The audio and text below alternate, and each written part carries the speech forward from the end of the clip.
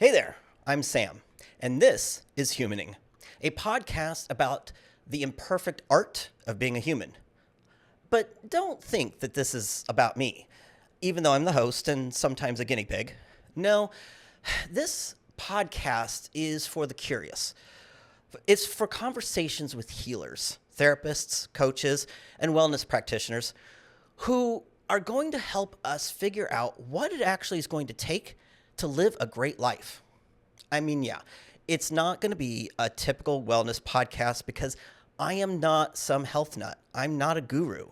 This is my real life experiment done in front of a camera in real time where I'm attempting to get healthy, grow my wealth, and live a life of positivity. Honestly, though, I have no idea how any of this is going to turn out. You see, I woke up one day after my birthday and I realized that I'd been living a life that's really fucking stupid. Have you ever had that moment when you stop making excuses and just honestly look around at what's going on? Yeah, that was me, standing there in my apartment, taking inventory on my life. Basically broke, behind on rent in the office, working my ass off for less than I deserve. My car is just full of junk. My home's a mess. I've got no deep friendships, certainly no boyfriend, not even a dog. Overweight, and yeah, drinking way too much. And standing there, I literally said out loud, "This is a stupid way to live." I decided to make some changes.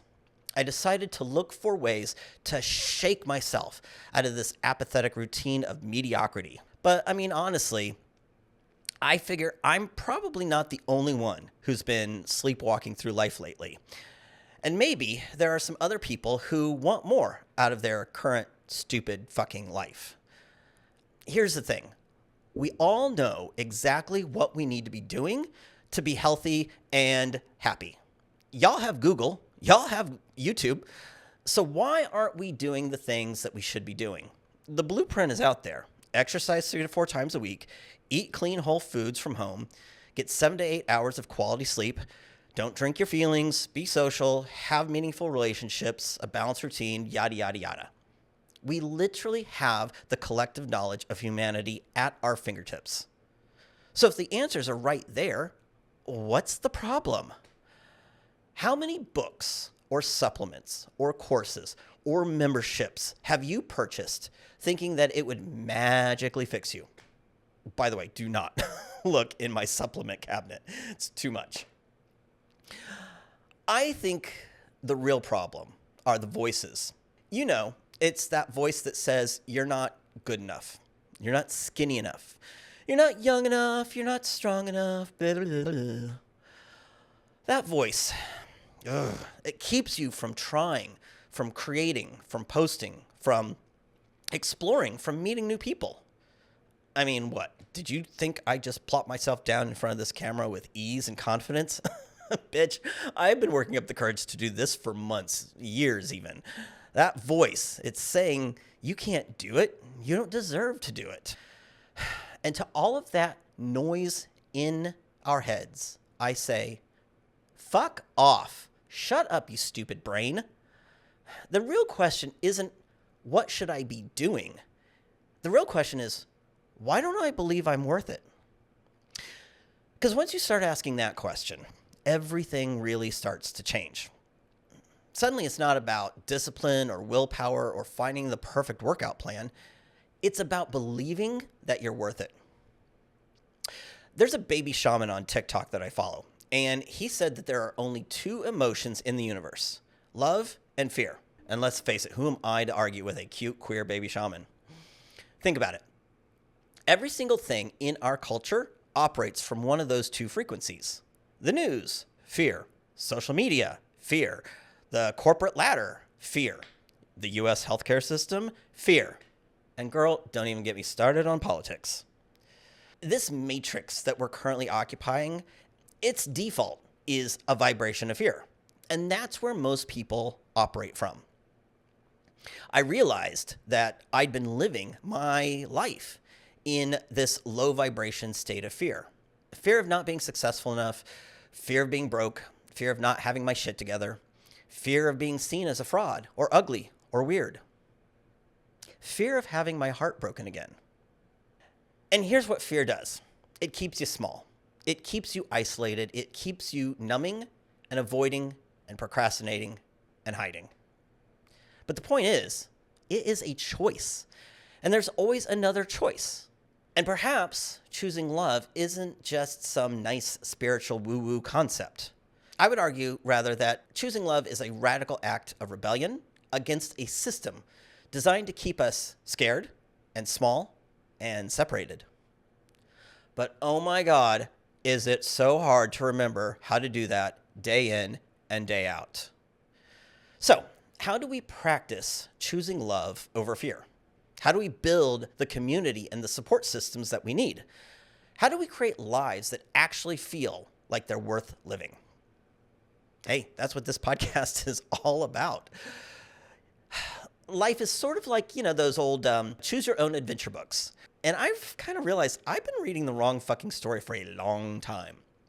You get to a certain point and the book would say, if you want to fight the dragon, turn to page 47. If you want to run away, turn to page 23.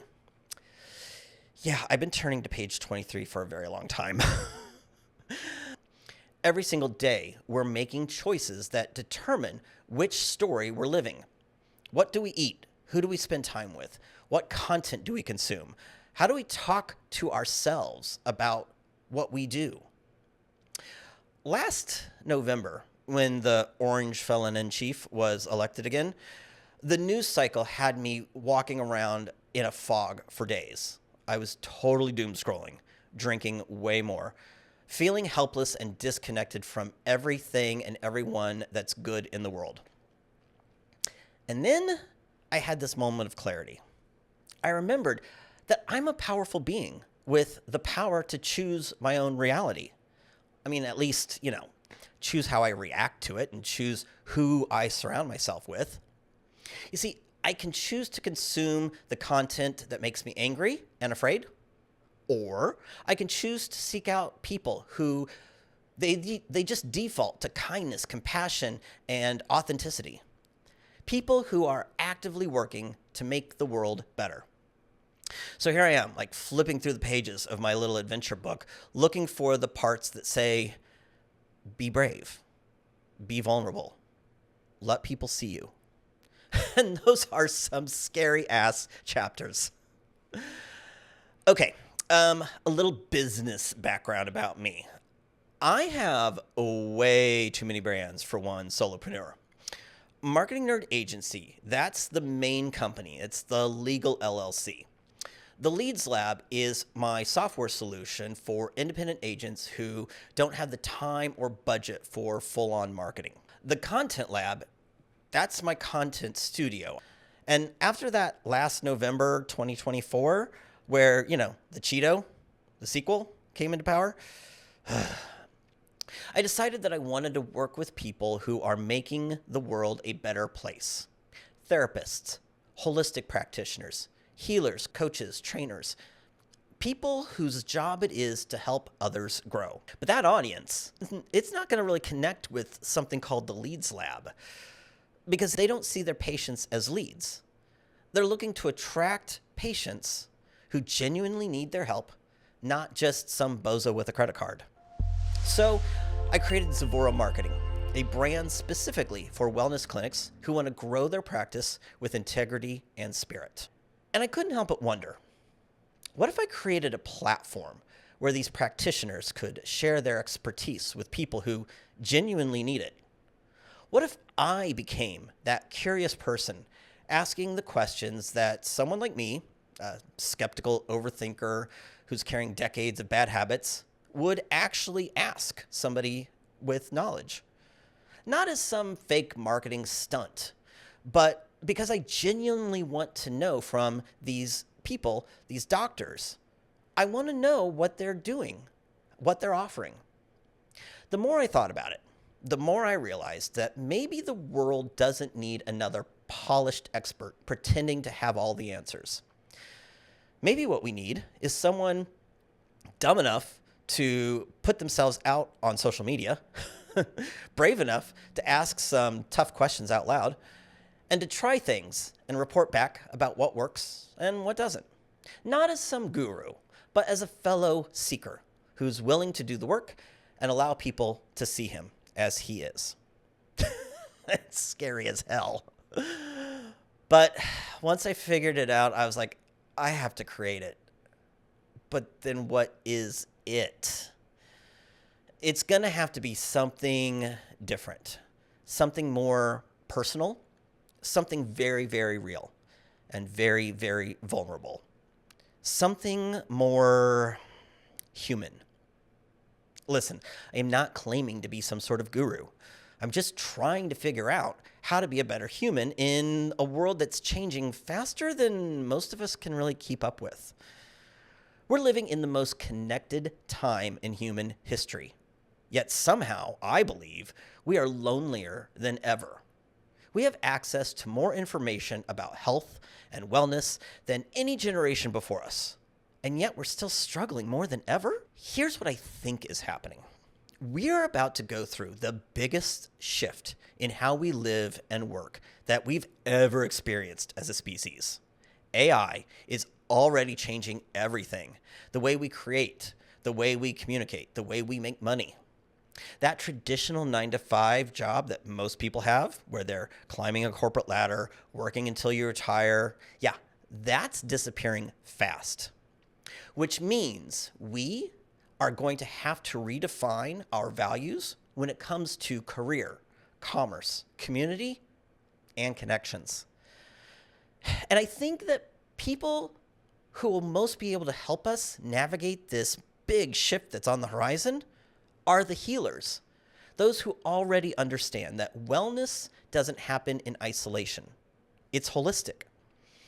But they can't do it all alone. We have to help them. We have to show up and do some work. Which is why I'm creating a space for healers and seekers to come together for real conversation, where I can ask the questions that I'm literally thinking and wanting to know in my own messy life, and learn from people who have dedicated their careers to helping others. Where someone like me, who's carrying decades of bad habits around, can figure out what it actually takes to live better. But here's the thing. I am not going to pretend that I have my shit together. I'm not going to perform some polished version of transformation that isn't real. I'm going to show up exactly as I am. Messy, searching, imperfect, and just trying to figure it all out. Because that's probably how you are too. Am I right? None of us have this figured out. We're just all trying to be a little more connected, a little more whole, a little more human. So this is my invitation to you. Come, be imperfect with me. Every episode, I'm going to sit down with a different healing practitioner, therapist, coach, herbalist, acupuncturist, movement specialist, breathwork facilitator, life coach, whatever. These people who have made it their life's work to help others feel and do and be better. But this isn't going to be your typical interview show where I ask surface level questions and they give polished answers about their approach. Yeah, no. I'm going to ask the questions that I'm actually asking in my own life. The messy, uncomfortable, and real questions that somebody like me, this skeptical, overthinking, carrying decades of baggage, would really want to know. How do you know if therapy is working? What do you do when meditation feels impossible? How do you heal trauma that you can't even remember? What's the difference between spiritual growth and spiritual bypassing? And how do you build genuine self-worth? Here's the thing. I am going to try some of their recommendations. I'm going to be the guinea pig. I'm going to report back on what happens when someone like me actually follows through on good advice. This is not just content. This is medicine. For me, for the practitioners who get to share their work with people who genuinely need it, and for anyone listening who's trying to navigate their own healing journey. You're going to walk away with practical tools that you can actually use, honest insights about what it's really like to try new healing modalities, and hopefully a feeling like you're less alone on whatever journey you're going through. Because here's what I've learned. Healing doesn't happen in isolation. Growth doesn't happen in a vacuum. Hope doesn't happen when you're trying to figure it out all by yourself. We need each other. We need community.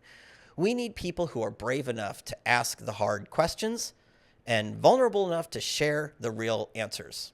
And yeah, stupid enough to put it on the internet. We need to remember how to be human together. So, come, practice the imperfect art of being human with me. Welcome to Humn.ing.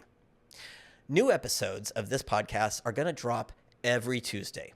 You can find us on all the major podcast platforms. And if you want to see full video versions of our conversations, head on over to our YouTube channel.